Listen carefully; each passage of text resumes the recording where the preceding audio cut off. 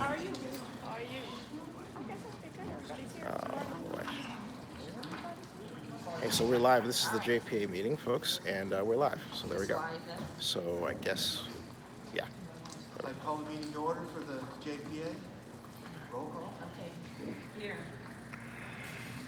Okay. Next item. Approval of the minutes.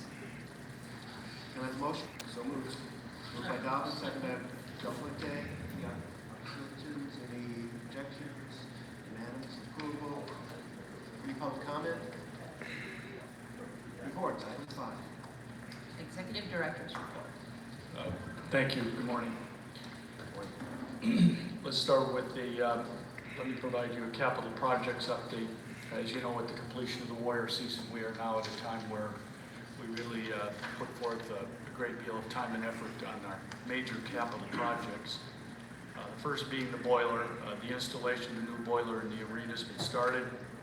Because of what's needed to remove the old boiler and the process needed for the installation of the boiler, the time frame is approximately 3 to 4 months. We will be done in time for the beginning of the Warrior season. The new chiller has been installed. If all goes well, there's potential for it to be operational by the end of this week. This report, having been written in time to get it to you, was done on Tuesday, so I can tell you it has been completed. The arena window gasket project, as you know, we put $1.1 million into this on the west side facing of the building. Is completed on schedule and on budget. All the scaffolding has also been removed. The new subfloor for the arena has been purchased and is currently being manufactured, and we're looking at a delivery window for the material towards the end of August. We continue our ongoing improvements in our parking lot in terms of paving and fixing potholes and such. The next major project is that we are moving to the B lot. This is the lot where a great deal of the tailgating and where Raiderville is had for the Raider games.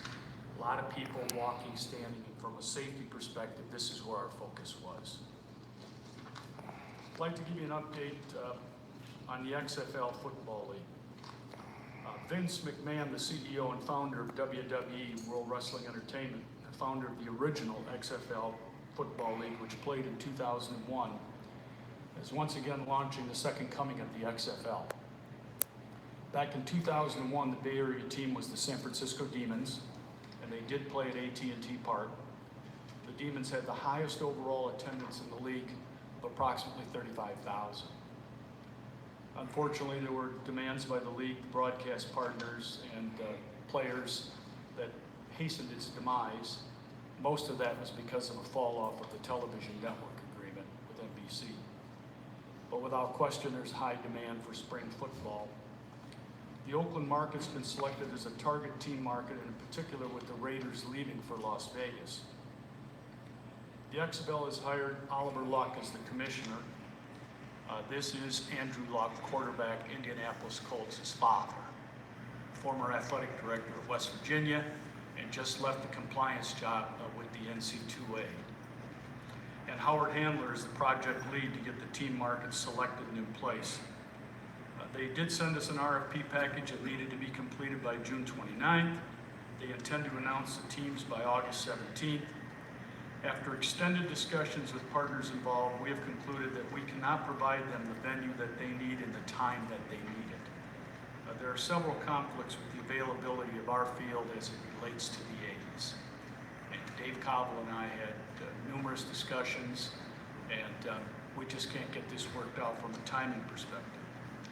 I have continued to work with Howard Handler and the XFL on helping them perhaps get something done at Memorial Stadium at Cal, with the idea in mind that we would like to partner with Cal and perhaps play one game here in the month of February while we still have the football field from the Raider season in play without having a conflict with the A's. And I will keep you up to speed on how these discussions go with the XFL. And that's the completion of my report. Thank you. Okay, thank you. Any questions? Commissioner Delphinte. Well, when you said there are several conflicts with the availability of the field, do you mean is events already planned? Is the stadium that doesn't match the dates, or it's just what does that mean? This is a 10-game schedule, 5 home games plus playoffs. The season will start on the Sunday after the Super Bowl, and it will go through the 3rd Sunday of April prior to the NFL draft, which means that most of the games would be played in March and early April, and we're putting in new baseball turf in the stadium and the infield and so on and so forth. And so we cannot accommodate the playing field. So it's not conflict with events, it's conflict with the operation. That's exactly right, exactly. But in February, we could get a home game. We could, depending upon how they schedule, we could possibly get 2 in. We'll wait and see. I've also advised them that they should look at Spartan Stadium down in San Jose. I think it's good for the market for them to be here. Anybody else? Okay, General Manager's report.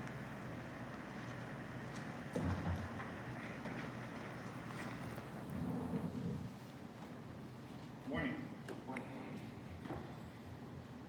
Since since the last meeting, we finalized the Warriors season, so that was very exciting to have the Warriors conclude another championship here in the building.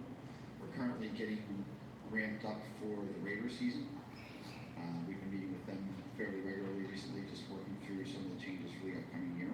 Looking forward to an exciting year with Chucky. I want to highlight on the upcoming event schedule, rather than running through it, that this may well be the busiest year we've had since the arena reopened. We literally just started the fiscal year and have 32 confirmed concerts on the books already. And we still have quite a way to go in booking shows for the upcoming year. This is going to be an exceptional year for us. Oh, sorry. Should I redo that? Yeah. Okay, sure. So we're gonna have an exceptional concert year this year. We currently have 32 shows on the books already, and we have plenty more that we're working on. It may well be the busiest concert year we've had since the building reopened in 1998. So that's exciting.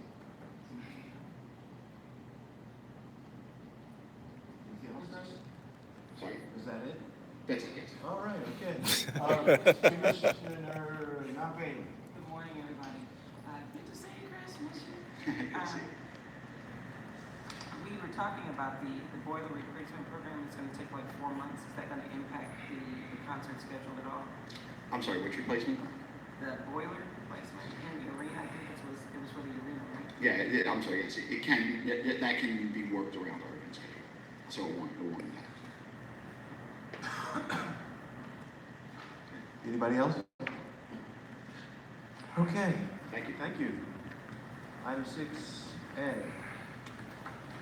Request for a budget adjustment for fiscal year 17-18. Good morning, my name is Melissa Wilk. I'm representing Steve Manning today. A request to adjust the fiscal year 2017-18 operating budget is necessary to account for additional revenues and expenses related to the unbudgeted NBA playoff games, in addition to an operating deficit due to rising security costs. Below are the specific accounts and amounts in a need of adjustment. In the revenue side, it would be the concessions and facilities fees totaling $4,070,000, with an offsetting expense in the Coliseum operations of $4,070,000. Staff recommends that your board approve the budget adjustments listed above for the fiscal year 2017-18. Commissioner Haggerty. I'm trying to figure out, how come we always spend what we bring in? We break down the operations. Did any of that operation money go to debt service? I guess I'm just not talking. For the budget adjustment, So, the revenues that came in was $4,070,000. But magically, we spent $4,070,000. So what I'm wondering is, did any of that go to paying down the debt? Any of the expenses go to paying down the debt? Or were we just so poorly at budgeting, we just spent exactly what we brought in? well, so for the budget adjustment, it includes day of game increased expenses, of about $1.8 million, and then offsetting expenses for playoff expenses for about $3.25 million, and there was $1 million in contingency to offset that increase for a total adjustment needed of $4 million. So no, none would go to the debt service. This is just to offset the increased cost for playoffs and the operating expenses for day of game. So,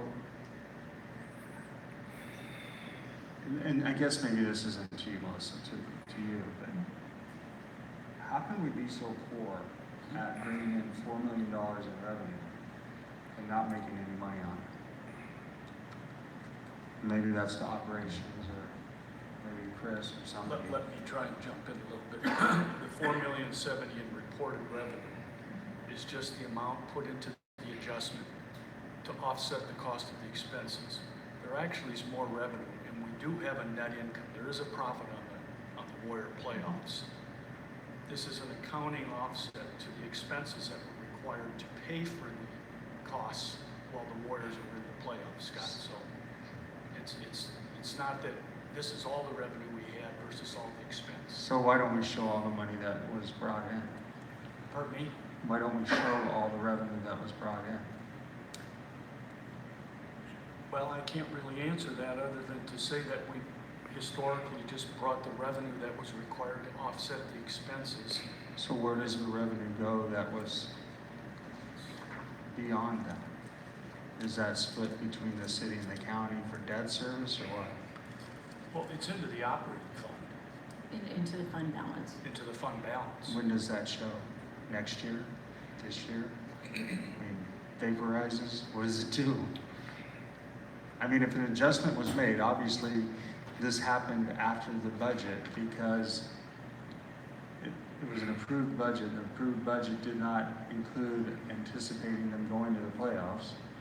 I'm sure they'll go to the playoffs next year, but we don't budget for that. So obviously, if there is additional revenues, when do we account for those? The net income for the playoffs to us after the budget adjustment is about 1.2, 1.3 million. And that's in the fund balance. So we're finalizing the year end. We don't have the final numbers for the last playoff. Okay, Melissa, let me ask you this question. Will we see a year-end budget that has all monies in it? I realize this is an adjustment. Right. But at some point, will we see a year-end budget that includes all monies? Basically, this is the assumption is that this $4 million adjustment will include everything, including the estimated final playoff. No, I'm talking about this other money that our executive director is talking about that so far we don't really know much about. So within the OACCA, there's a fund balance that carries forward each year, and that's not final yet, in the cash balance based on the final adjustment from this last game. So I don't have the number, the dollar amount of the cash balance for the OACCA JPA right now. I mean, because in truth, what our executive director is saying, the revenues was really almost $6 million. Because he said about 1.2. So I'm rounding up, it's 6 million. So I don't know why we're not showing the $6 million in revenues, the expenses of 4.7 with a net revenue of 1.2. I don't know, or 1.02. I don't know why we're not showing it that way. I feel like we're playing a little bit of three-part molly here or something. You know, I don't. I believe what we can get to the board is a summary of the playoffs that would take all revenues into account, the expenses into account, and what the net income was. We can provide that to you. Well, we shouldn't we? I mean, if we're working with a budget here, I feel like there's a certain amount of money that is somewhat vaporizing, and we don't know where it's going. And is it going to debt service? When do we see it? Do we ever see it? I mean, because right now, if I was a taxpayer, I'd say, you guys are a bunch of idiots. You had the playoffs, you went to the championship, you brought in $4,070,000, and you spent $4,070,000. No wonder you can't run this facility. You spent exactly what you brought in, when in fact that's really not true. Valid point. And this is, again, this is just the budget adjustment to offset the increased expenses with revenue. I understand Right. that. I But I totally understand understand what that, you're but saying, you have to understand that. I'm looking at this through the taxpayers' lens. And I would say, you made an additional $4 million because of the playoffs. You spent an additional $4 million. So we went through this whole exercise of having the playoffs, and you made no additional dollars. When in fact, we did. But we're not showing that. Not here, not in this budget adjustment, but I totally understand. And at this point, it's just to offset the expense so we come I out with hear a zero that. balance, right? I hear that. I don't think you're hearing that. No, yeah. So, Mr. Chairman, are you finished, Mr. Haggerty? Well, yeah, the only thing I can do now is start banging my head against the wall. So, I had a similar question, Mr. Chairman, with respect to the presentation of the financials, this and on the budget. Typically, when I've seen budget adjustments, I'm seeing a budget versus actual, where I'm actually seeing on line item where I'm making the adjustments. So, and in the subsequent pages in our presentation here, we're not showing any offsets. And to Ms. Wilkes' presentation about fund balance, we're only showing the fund balance on page 2 of the report for 14-15 and not any of the subsequent years. Even when we're showing the actuals, we're not looking or showing the fund balance. So where the full presentation of the financials? We can provide that for you. We can bring that forward. Right now, this is just the operating budget that we're addressing, so we can absolutely bring that back to the commissioners. So Mr. Chairman, as far as the item that's before us today, I'll move the item. But maybe down the road, we could get a little bit more specific information as to what's happening. Okay, there's a motion to move the budget adjustment for fiscal year 2017-2018. Is there a second? Second. Second by Dobbins. Any more questions or deliberations on this? So I would like, Mr. Chairman, as we adopt this, to have the full financial statements, the budget versus actual, and the balance sheets forwarded to the commission. 2017-18. Yes.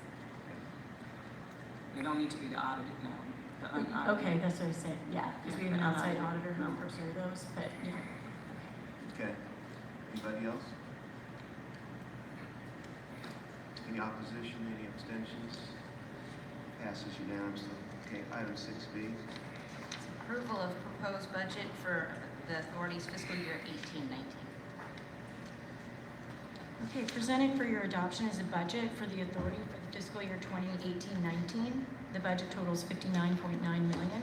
Included within the budget requests are revenue estimates of $7.4 million from the Warriors for the arena debt, $9.3 million for facilities fees, $7.7 million for parking and concessions, $6.9 million for the Warriors, Raiders, and A's rent, $1 million for outfront media, $1 million for naming rights allowance, the city-county contribution of $25 million, $1.6 million in club dues, cell tower leases, and interest. So on the expenditure side, there's $34.9 million budgeted for operating expenses for the Coliseum complex, $2.5 million within the capital budget, and $22.4 million budgeted for debt service, for a total of $0.9 million.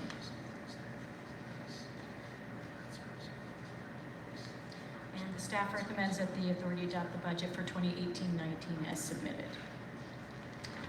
Questions, comments? Budget. For 18-19. Yes. I need a quick question. Yes. Okay, great. Thank you, Ms. Wilkes, for that. Just minor question, maybe this is maybe more for Mr. McKibben, but in terms of the marquee up front, it has been down for a while. Do you have a time frame on when that's going to get replaced or fixed? Are they going to take the whole physical thing down? They're just going to replace the No, bells? it is on our capital project for the coming year. So is there a time frame on when they will be?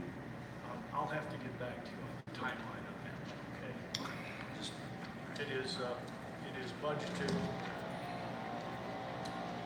for $500,000.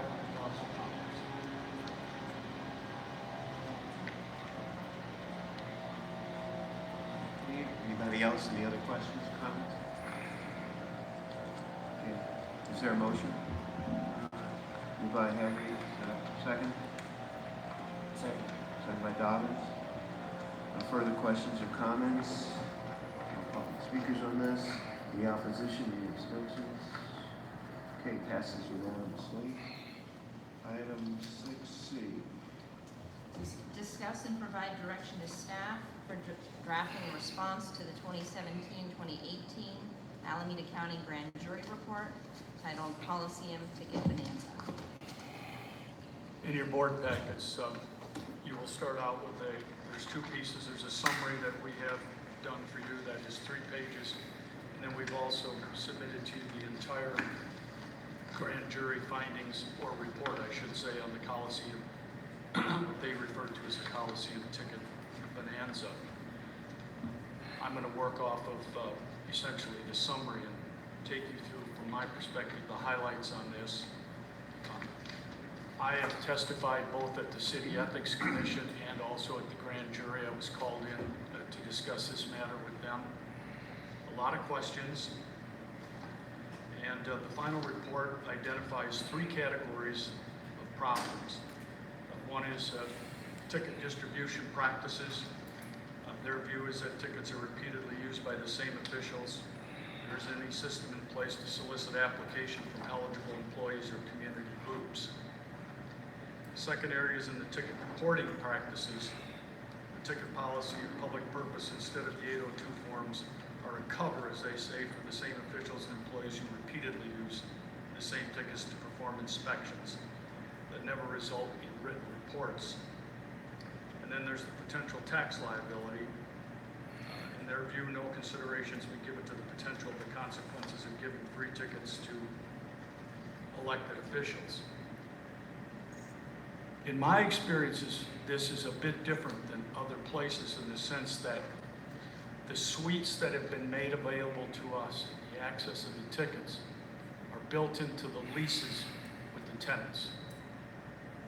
These tickets are not just merely given to publicly elected officials as either gifts or perks. They are part of the business transaction of the lease that we have done. I have gone through great pains to try and explain that to both the Ethics Commission and to the grand jury. I will say to you as your lead staff person, there is some merit and validity to some of the points that they have brought up.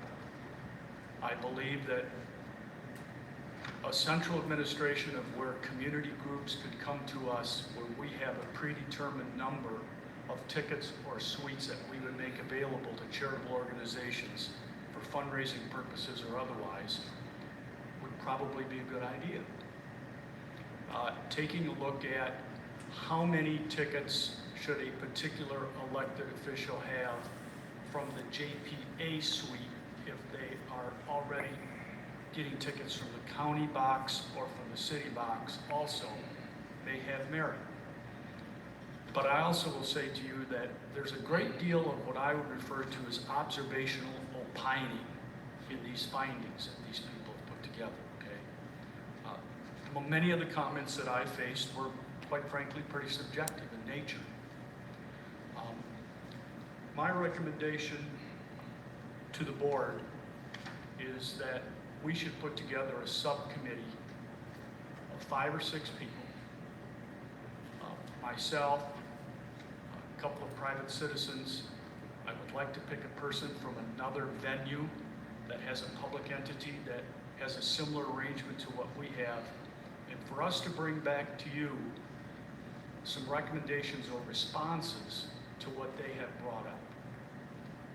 Many of these, I think, have some validity and merit, and many, I believe, don't have any. But that's just my own personal opinion from operating venues and facilities such as this one. But what I am asking for today from the board is just some guidance and direction about where you would like me to take this, because we do need to get back to these people by September 26th with our responses. I will try and take any questions or comments you might have. Questions, comments? Well, I would just, oh, good, Commissioner. Thank you, Mr. Chairman. Do you need a formal resolution or motion on this? I don't believe so, Mr. McKibben. Commissioner McElhaney. I'd just like to have something perhaps from the chair that represents the position of the board that says we'd like you to move ahead and bring us something back by the deadline. I did not have the opportunity to go before the secret court this year on this matter, but I did meet with the Public Ethics Commission of the City of Oakland, and I will agree with you that there seemed to me to be a pre-drawn conclusion based on hyped-up media reports. In part, I believe the valuation of the tickets was unclear. You had a revised report that revised that down based on the cost as opposed to what the open market price might be per event. And I think that there was a lot of just hype and smoke around it. And as opposed to this about being about public corruption, I think sometimes this is about the vilification of public servants. So I appreciate your approach in terms of bringing in other outside venues and being able to provide a report. I will tell you that a centralized system in the city of Oakland would be untenable, and I don't know how we would pay for it here. And one of the recommendations to the city on this ticket issue was that it would be concentrated in the city administrator's office, for example. And from my perspective, the more you remove access to community away from the elected offices where we're the most accountable because people elect us, and you move it into the bureaucracy, I think it's less democratic, less accessible, and actually much more expensive to administer. So when you talked about centralizing it here, I don't know how that would work for the JPA, but I know that I really rejected that as a recommendation as it related to the city side. I could not agree more with what you just said, and I made that clear to both the Ethics Commission and the grand jury as it related to those of you in your city boxes and county boxes.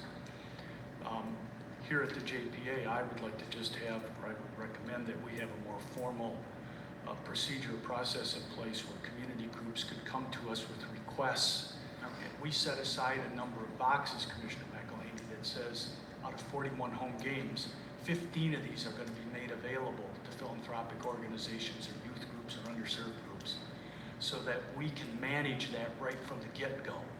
Right now, we have done a better job in the last couple of years, all of us collectively, on using these tickets for other organizations.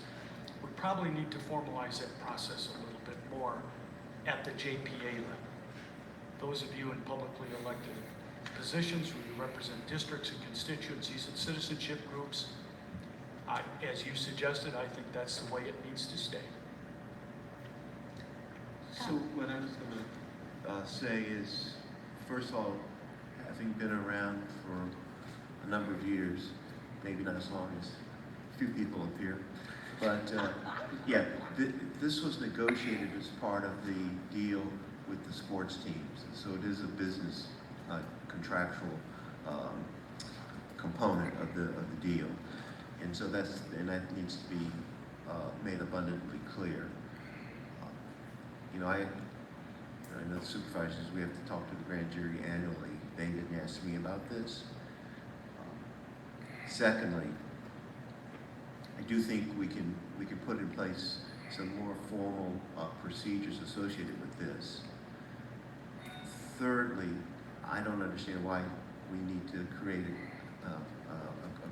an ad hoc committee that you're going to convene of folks that are yet undetermined. That causes me some concern. I don't know if we have to have a formal committee that the commissioners convene, but I need to get a little bit more understanding of this committee that you're talking about convening, because I don't understand why we're going to have some selected parties that you're going to select get together to figure this out for us, as opposed to us appointing a committee that's going to figure this out for us. Yeah, or another way of approaching it as well. So that causes me some concern. I just need to understand that better. And then third, when do you anticipate bringing back the approved response? Is that going to be at our September meeting? Yes, that would be my suggestion. Okay, so talk to me about this committee that you're thinking about. Nate, the committee was just nothing more than a thought that I had that in order to address this without sending the message that we were doing this completely in internally, that we would put together a committee, somebody that runs another venue, maybe somebody who's been involved in the sports business, just to help us formulate opinions on this and get some input. I'm totally comfortable with reaching out to people and getting information and sources of information from people and putting together a more formal response and bringing it from my office to you without a committee. Yeah. Whichever the board is comfortable with, I'm willing to do. I think I'd feel a little bit more comfortable if we were to appoint a committee, maybe 3 representatives from the JPA and 2 other parties that you would select, and those 5 get together with you to figure this out and come back and give us a report. I just feel uncomfortable taking it totally out of the JPA hands. The composition is not near as important to me as having a group that's other than just one internal lead staff person drawing it up. Because once again, the reason I'm a little uncomfortable with this is because I know I have institutional knowledge and understanding around this. I don't necessarily need to be on that committee, but I'd feel more comfortable if I had some commissioners on that committee who understand this fundamentally and can have input along with others that I think the 2 that you mentioned in terms of the categories would be acceptable. Okay.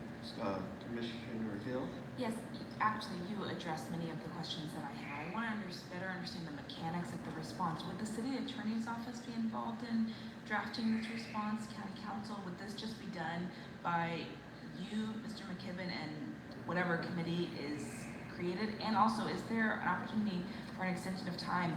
September 26th is right around the corner, and our board does not move very quickly.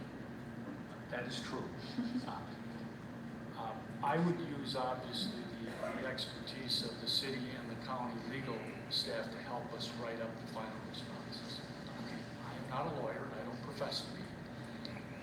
I would bring what I would see to be the operational responses that hopefully would resolve some of these, and with the help of my legal colleagues at the city and county, they would help us draft the formal response.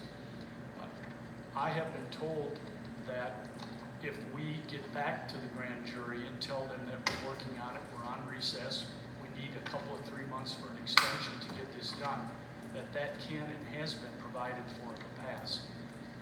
Am I right there, Andrea? So I think to your point, Commissioner Hill, on a drop dead date of September 26th, we'll apply for an extension to them to provide for the time we need. Okay. Okay, Commissioner Haggerty?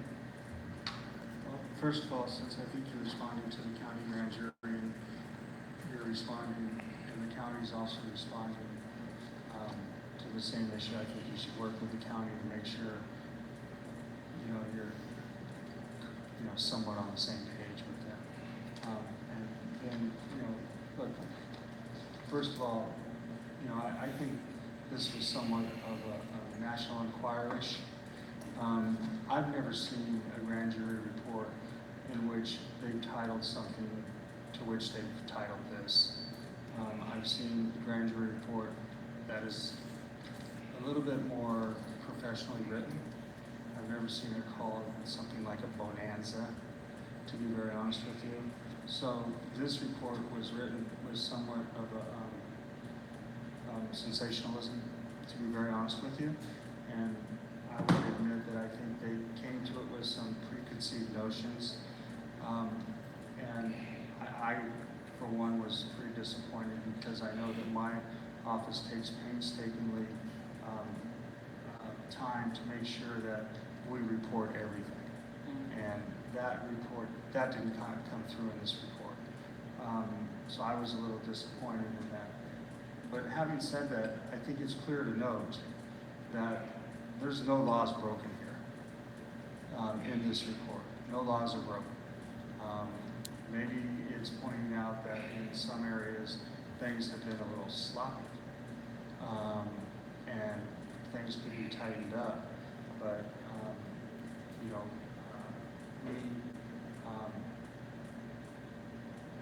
things maybe could be different. Maybe that's what the grand jury wants to see, things could be done differently. But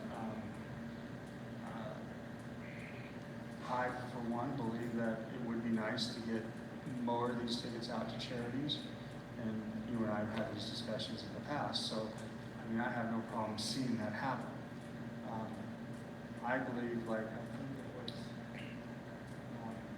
Commissioner McElhaney and Commissioner, I think Commissioner McElhaney agreed with Miley, and if I'm wrong, I apologize, that, maybe it was Hill, I apologize, that we probably should have commissioners involved in the panel. I would like to see that happen. I, for one, would maybe even like to serve on that panel, if that's up to the chairman. So, you know, I don't think we need to turn this completely over to a panel that doesn't have history. I mean, I've been here 22 years myself. I think I have a bit of institutional knowledge in this area, and I, for one, am not afraid to give up some of these tickets to make sure that they go into nonprofits for auction, you know, so they can raise money for their events and things like that. I have absolutely no problem with that, or to see that kids that normally couldn't go to events can go to events. I have absolutely no problem with that. But again, this is an investigation by, you know, Alameda County residents that they would like to see something done differently, and maybe we should look at it. So what I'd like to do is see if the commission's okay with 3 of us serving on an ad hoc committee with the executive director and 2 other outside parties, and that the 3, I hear Commissioner Haggerty's interested, if I can get an elected official from the city, and then one of the non-elected commissioners. Okay, Commissioner Dobbins, okay. Okay. Well, I don't have a Brown Act sort of problem, so, because I don't want to create a Brown Act committee, so it was going to be you, Commissioner Hill, or Commissioner Dobbins? I'm happy I can talk with her. Okay. I don't know, but yeah. If we have 4 commissioners, that would be Brown Act? 5, okay, all right. So both Commissioner Hill, McElhaney, Haggerty, and Dobbins will work with our executive director, and you can bring in some outside parties too,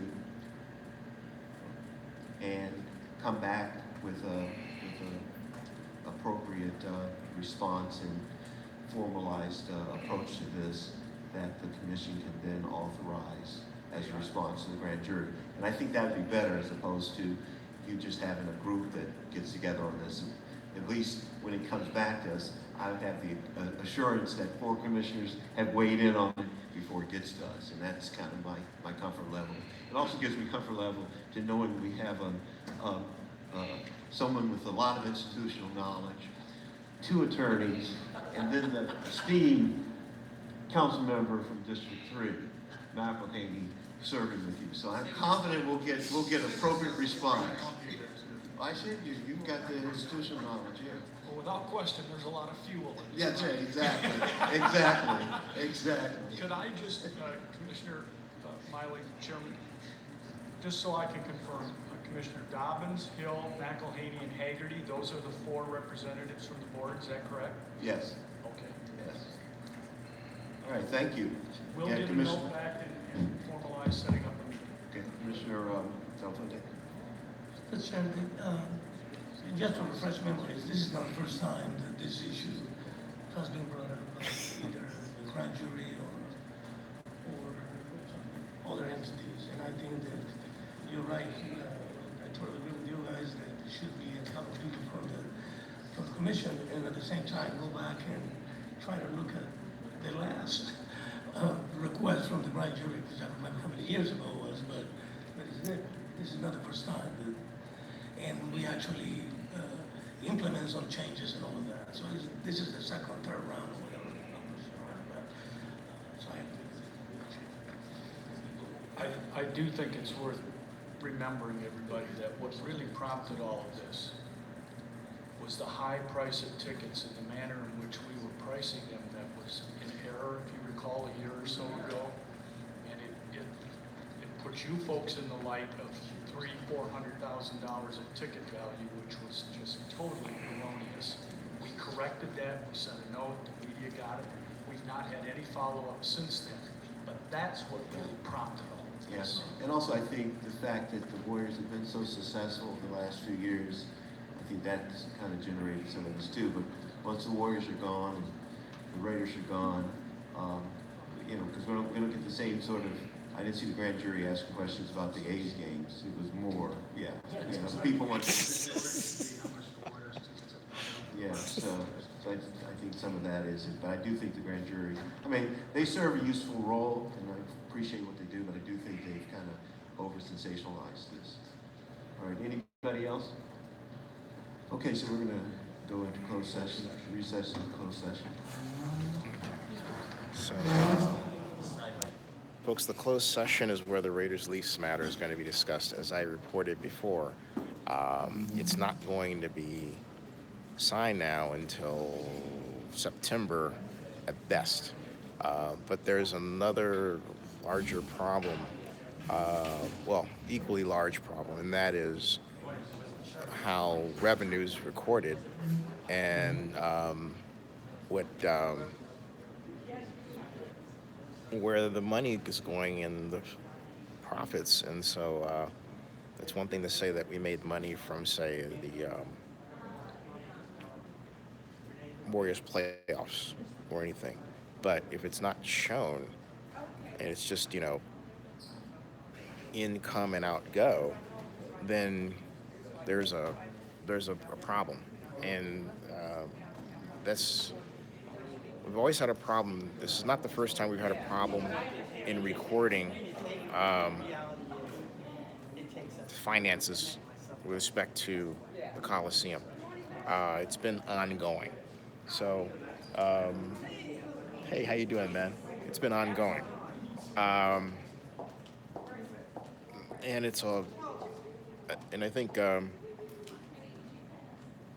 it's a hallmark of Jim. You said something. Hey, Jim, if you want me to see your comment, put $5 in or something, or $2, so that it sticks there, you know. So, but anyway, this has been an ongoing problem, and it's a hallmark of the fact that overall we haven't had a city-county oversight of the Coliseum. It's not treated as if it's a $1 billion facility. That's the problem, okay? That's the problem. So anyway, they're going to closed session. They'll be back. I'll be here. That's where all these guys are headed. See, back over this way if you turn around. All right, that way. See, that's where they're going. They went that way, as you can see. They're going that way. All right. So they will be back. The A's aren't leaving. I don't know.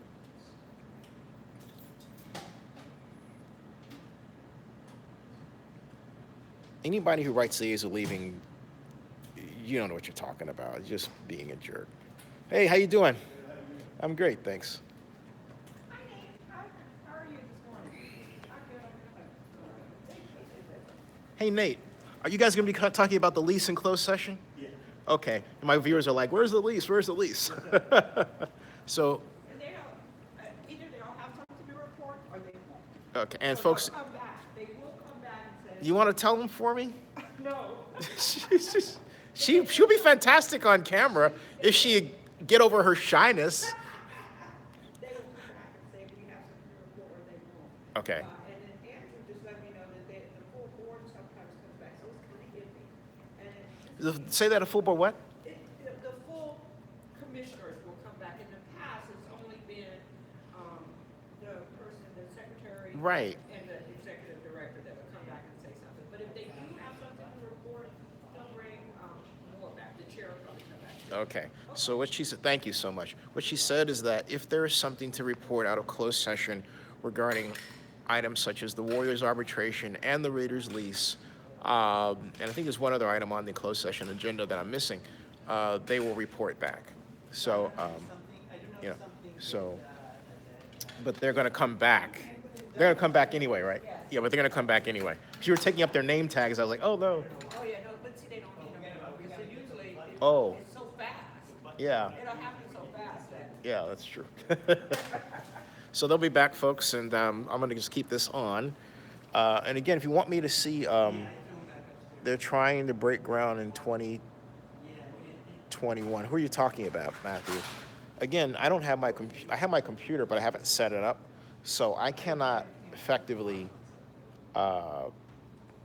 read your comments. They come up on my iPhone, and unless you pay something, just being honest, the way the system works, unless you pay something, it comes in and then it fades out, and you're saying, Matthew, 2023, what are you talking about? Financing deal, hopefully by the end of this year. What are you talking about? I have no idea what you're talking about, so I can't respond to it one way or the other. It's almost like you're talking to yourself, Matthew Choi. So it's like, what are you talking about? Are you talking about the A's stadium? They haven't suggested. Is that what you're talking about? Whatever. If you've never been here, folks, this is. Let me widen this out so you can get a picture of where we're at. All right. This is the Warriors arena. This is it. Okay. And normally, if you've ever been here before, this is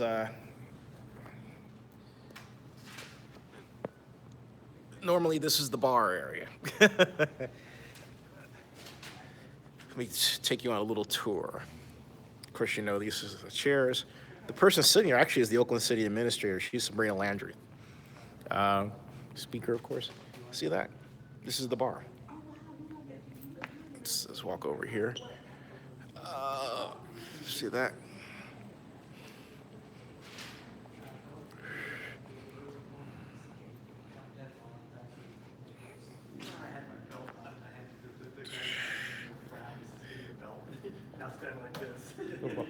These are the folks that really make the meeting go. Wave, say hey everybody. Yeah. So, and out here, this is the arena. They're having the meetings down there. This is the arena.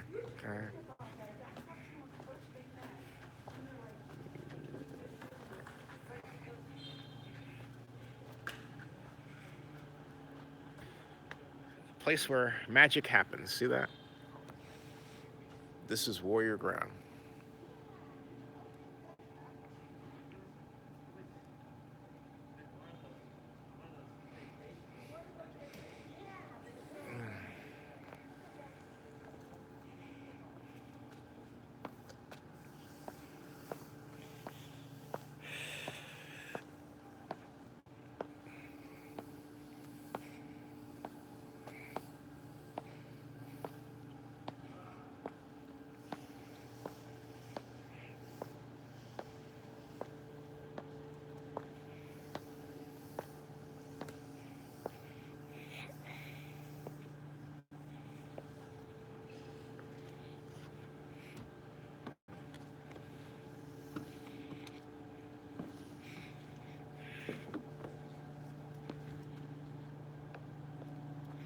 This is it. See? Take a look. Wow.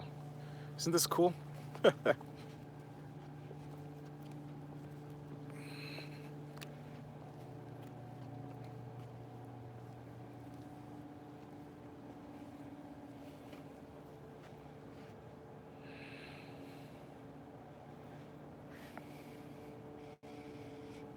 Could have a convention here. Could have the, you could have a political convention here if we wanted, like the Democratic National Convention. There's a lot that can be done with this space. It should not be gotten rid of.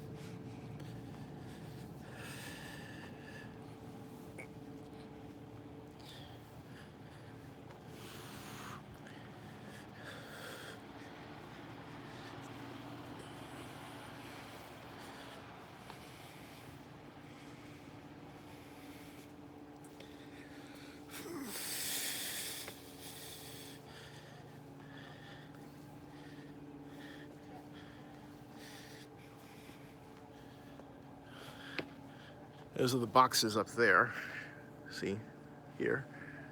Double levels of boxes, here and here.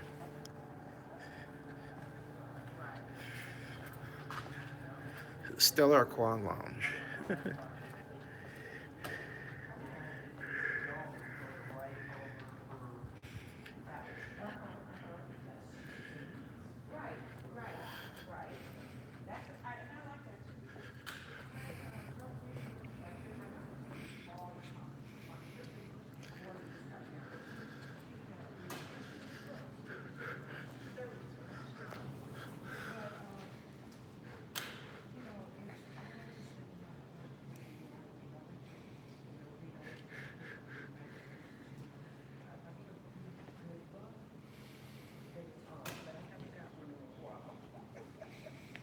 Yeah, I bought a book.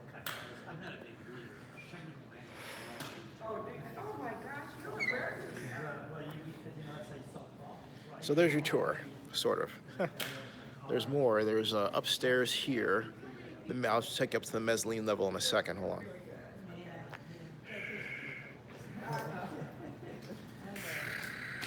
an engineer that tried to return because he was not an engineer type of person. You know, one thing about the grand jury report is I wonder if anyone on the grand jury tried to get Warriors tickets or Raiders tickets prior to the preparation of that report. Just wondering. That'll be interesting to try and find out. In other words, tickets were too expensive, so they got pissed off and decided they'd blame the elected officials. Wow. You're right. You know what? It's like the first time. Oh. So now we wait. Thought I heard a door open.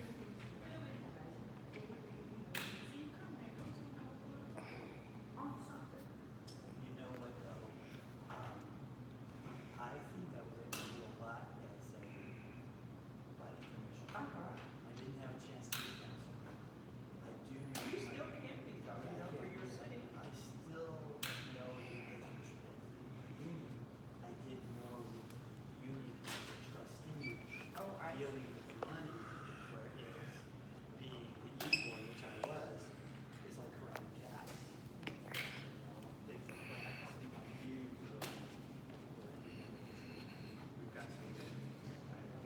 See, that's the upstairs part. Okay. Oops.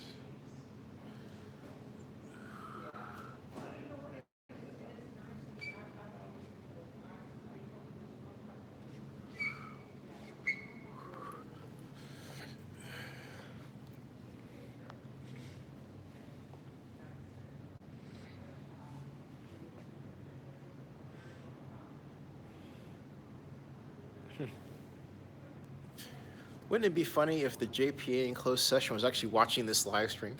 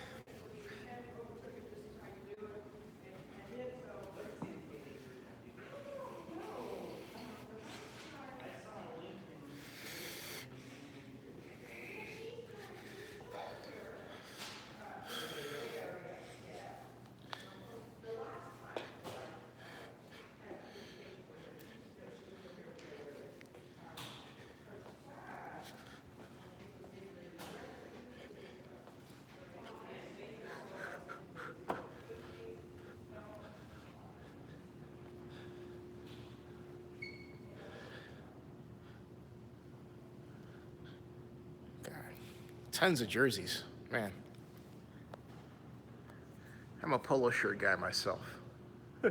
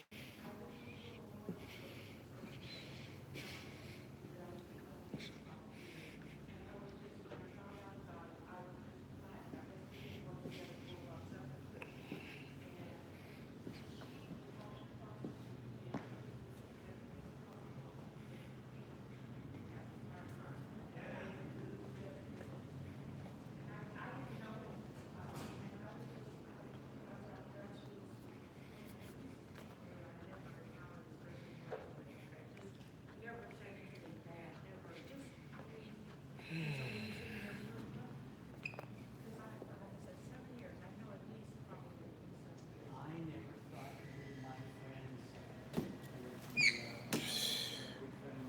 So there's your little tour.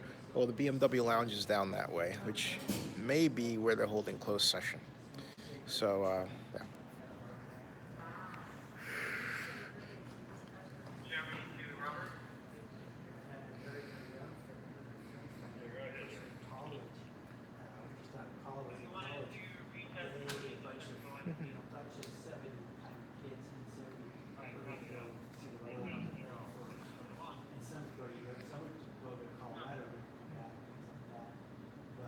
he was a mountaineering kind of guy, and this was he was back in the Sierras, and back in the Sierras was considered pristine water. Let's do falls. Yeah. And he drank that, and he had Johnny Rock or whatever, and they had to hike out. By the time they came to the place, it took another couple of days, but now he was so dehydrated he died. What did he get? Giardia. What is that? I think it's an amoeba or a bacteria. Okay. And you think that water's so fresh, spring water, mountain water? It was very soon after that everything in all the Sierra, you should filter it with either iodine, kill it or boil it, or now they got the micropumps, you can. Wow. But yeah, that was that. How old was he? Yeah. He was young, he was like under 20. I was getting ready to go to college, and let's go down hiking in Sierra and stuff like John Muir. Back in the day. Yeah, that's it. Really, my first time touching death was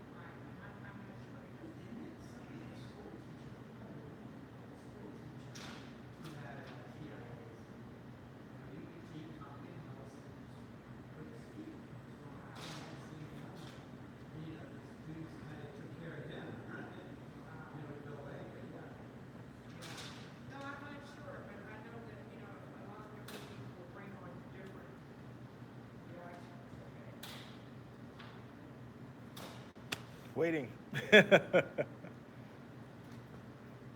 Oh, you got a battery on that, right?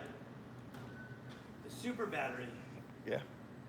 I got a Moby. It lasts 12 hours, I guess. I was in an airplane with this young little girl trying to fly on in.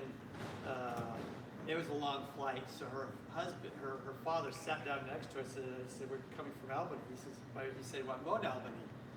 We had the Albany mixed up between here and there, so he's coming back here. And the youngest kid, he was just a fit-to-me type kind of little kid. He was just unmanageable. But, so he called, stop baby, like that. But she's a little girl too. She's still a baby, but she's talking to the baby that way. And he's enough that he can kick and push people around, stuff like that. So she was sitting next to me in the plane, and yeah, she was playing. We kept the kids busy. They were playing whatever, and it's about ready to fail. And the next thing you know, she came back with a super battery. Went to mom and dad. Mom, it's broken. Yeah. Back with her toys. No, I've got I had pocket juice. I bought this. I made a deal with a guy at Westfield Village. This is my power pack. Well, you know what's weird? Yeah, They will let you take that into the airport and on the airplane. Oh yeah. Right? Yeah, but okay, here's the deal. Mm-hmm.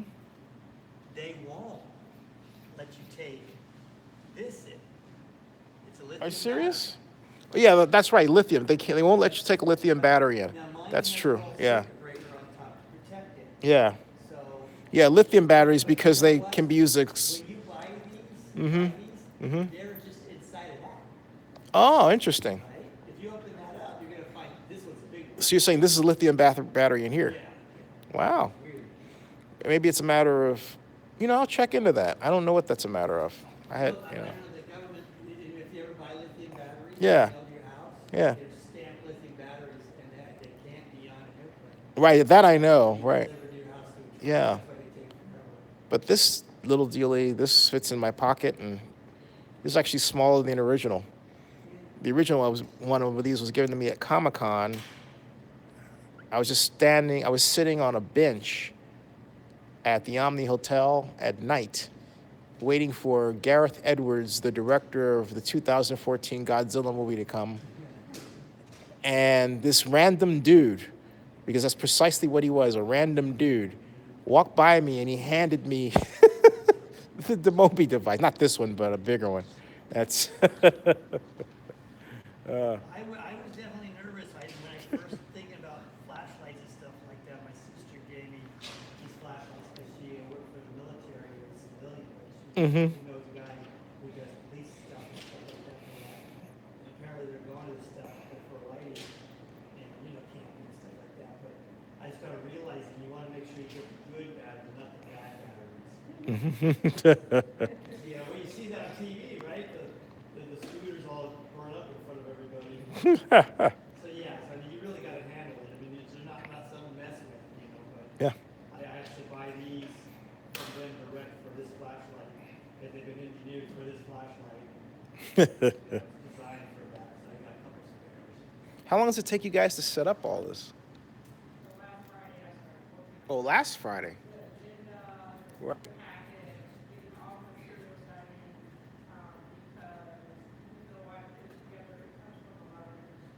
Yeah. And how long does it take to set all this up? Yeah.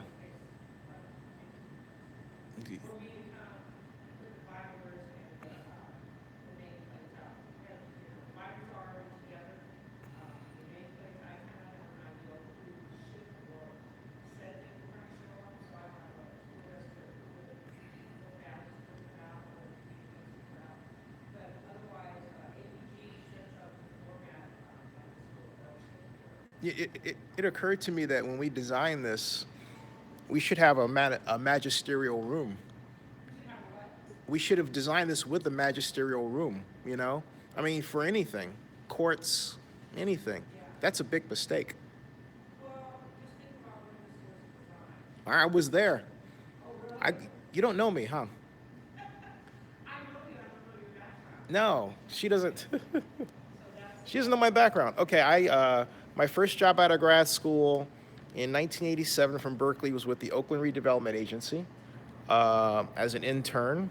I was rehired as a consultant because I developed a computer model to estimate the economic and fiscal impact as well as the financing returns for redevelopment areas.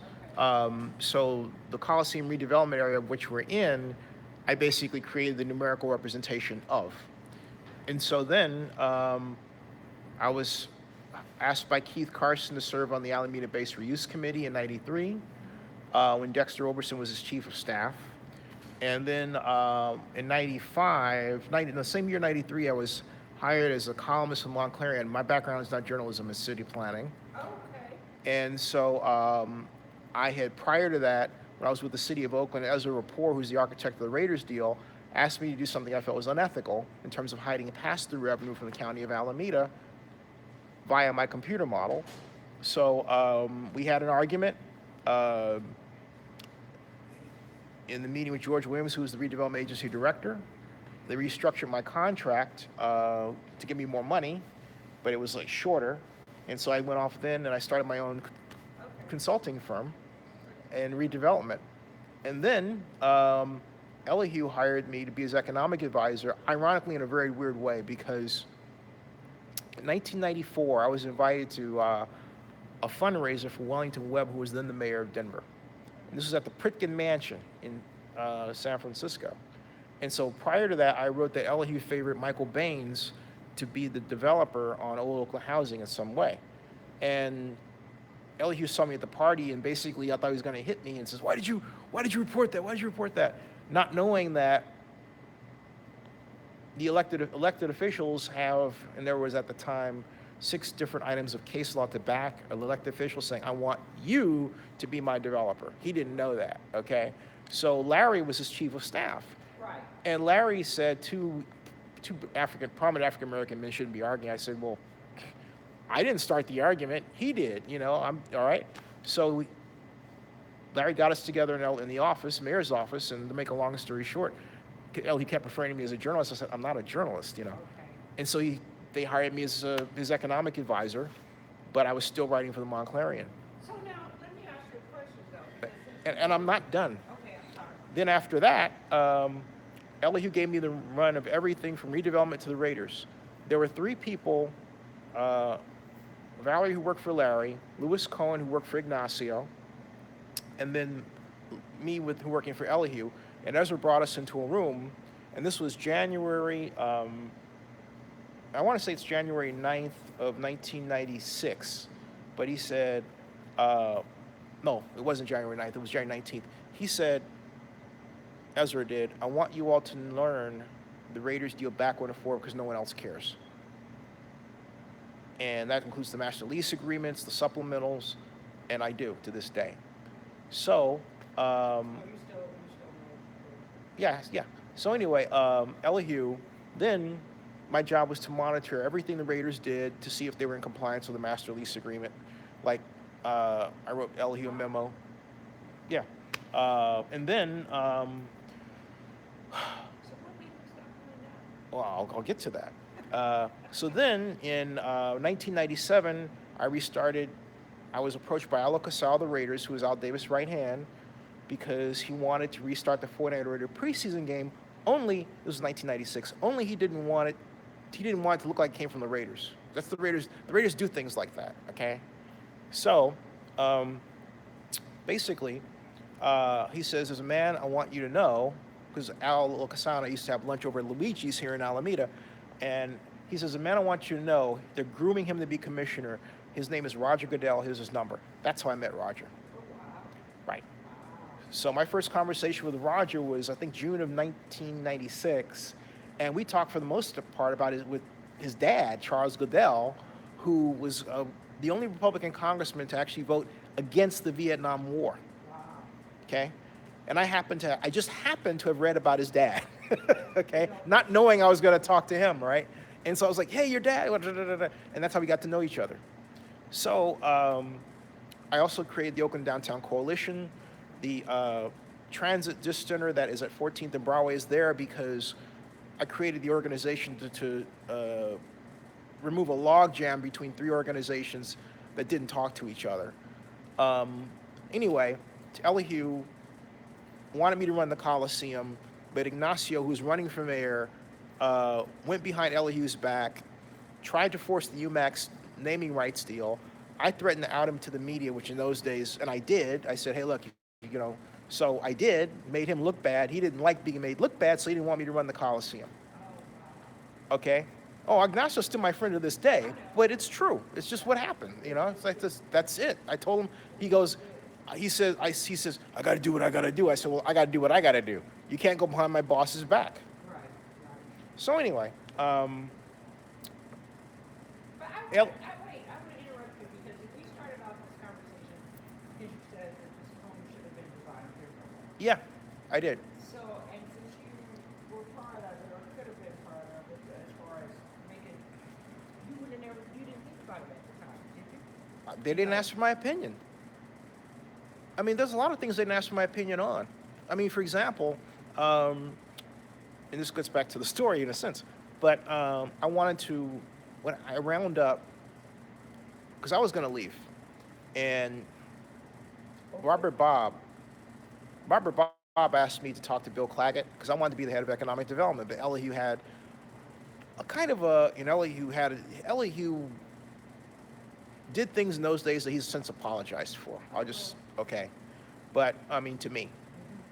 For example, if Elihu had went with what I wanted, what I'd engineered, we could have had a redeveloped uptown in like Times Square.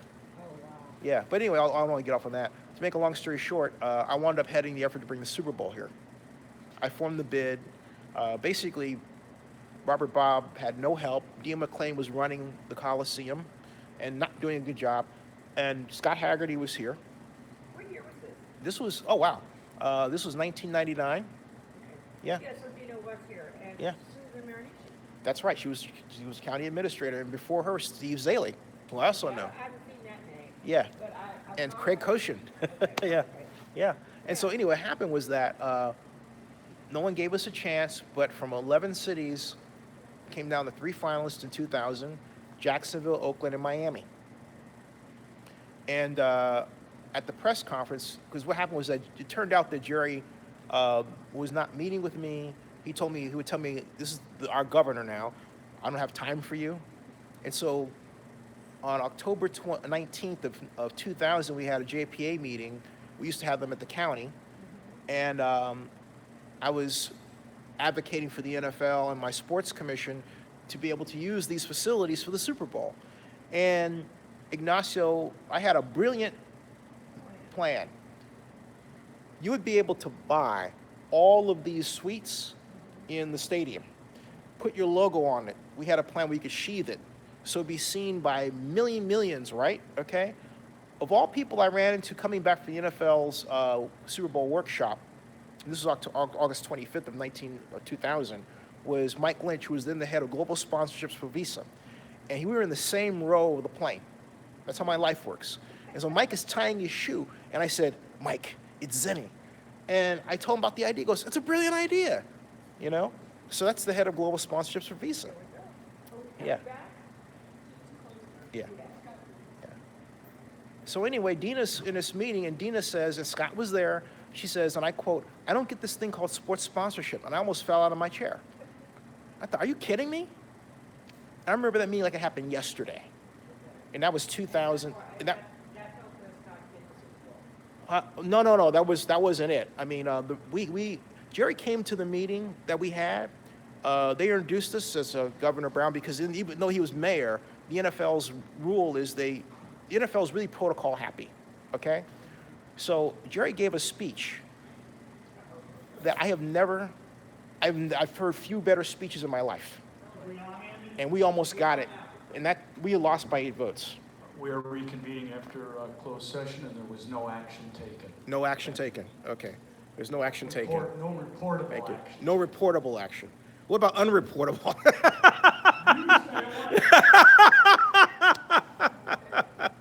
Does that mean the meeting's over? Okay, the meeting's over, folks. There's no reportable action, meaning the Raiders lease is still outstanding, which means the deadline that was supposed to be June 30th is going to be crossed, okay? And that's what that means. So they're all out of there, and they're still back. Are they in the BMW room? The other.